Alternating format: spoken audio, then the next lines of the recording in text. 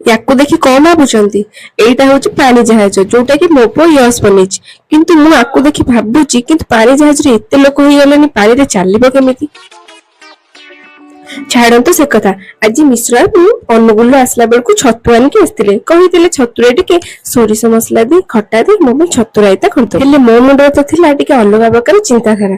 ମାନେ ସବୁ ପ୍ରକାର ଚିଲି ଆଇଟମ ତ ମୁଁ ପ୍ରସ୍ତୁତ କରି ଖାଇଛି କିନ୍ତୁ କେବେ ମସରୁମ ଚିଲି ପ୍ରସ୍ତୁତ କରିନି। ଚାଲନ୍ତୁ ଦେଖିବା ମୁଁ କେମିତି ମସରୁମ ଚିଲି ପ୍ରସ୍ତୁତ କରୁଛି। ଆପଣମାନେ ଯଦି ମୋ ଚ୍ୟାନେଲରେ ନୂଆ ଅଛନ୍ତି ତାହେଲେ ଜଲ୍ଦି ଜଲ୍ଦି ମୋ ଚ୍ୟାନେଲକୁ ସବସ୍କ୍ରାଇବ କରିନିଅନ୍ତୁ। ପ୍ରଥମେ ତାକୁ କାଟି ହଳଦୀ ପାଣିରେ ପକେଇ ତାପରେ କିଛି ସମୟ ରଖିଲା ପରେ ଚିପୁଡ଼ି ଦେଲି। ତାପରେ କର୍ନଫ୍ଲୋର ପାଉଡରରେ ଲଙ୍କା ଗୁଣ୍ଡ ଲୁଣ ହଳଦୀ ମିଶେଇ ସେଥିରେ ଛତୁକୁ ଆଡ କରି ତାକୁ ଗୋଳେଇଲି। ଶେଷରେ ଏଥିରେ ଆଡ କରିଥିଲି ଅଦା ରସୁଣର ଛେଚା।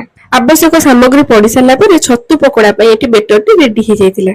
ସେପଟେ ଛତୁଟିକୁ ଛାଣୁଥିଲି, ଏପଟେ କ୍ୟାପ୍ସିକମ ଆଉ ପିଆଜକୁ କାଟିକି ରଖିଥିଲି। ସେଥିରେ ତେଲ ଟିକେ ପକେଇ ତେଲ ଗରମ ହେଇ ସାରିଲା ପରେ କଞ୍ଚା ଲଙ୍କା ଆଉ ରସୁଣ ପକେଇ ସାରିଲା ପରେ କ୍ୟାପ୍ସିକମ ପିଆଜକୁ ପକେଇ ଟିକେ ଫ୍ରାଏ କରି ଏଥିରେ ଆଡ କରିବା ଅସଲି ଜିନିଷ, ମାନେ ଚିଲି ଆଇଟମର ଯୋଉଟା ହଉଛି ମୁଖ୍ୟ ଚିଲି ସସ୍ ଆଉ ଟମାଟୋ ସସ୍। ଚିଲି ଆଇଟମକୁ ଟିକେ ଗ୍ରେଭି ରଖିବା ପାଇଁ କର୍ନଫ୍ଲୋର ପାଉଡରରେ ପାଣି ମିଶେଇ ଏଥିରେ ଆଡ କରିବେ। ତାପରେ ଟିକେ ଗରମ ମସଲା ପକେଇବେ। ମତେ ତ ତାର ଟେଷ୍ଟ ଭାରି ଭଲ ଲାଗିଲା। ଆପଣମାନେ ଆପଣଙ୍କ ଘରେ ନିହାତି ଟ୍ରାଏ କରନ୍ତୁ। ଟ୍ରାଏ କରିସାରିଲା ପରେ ମତେ କମେଣ୍ଟ ମାଧ୍ୟମରେ ଜଣାଇବେ କେମିତି ଲାଗିଲା। ରହୁଛି ସାଙ୍ଗମାନେ, ବାଏ।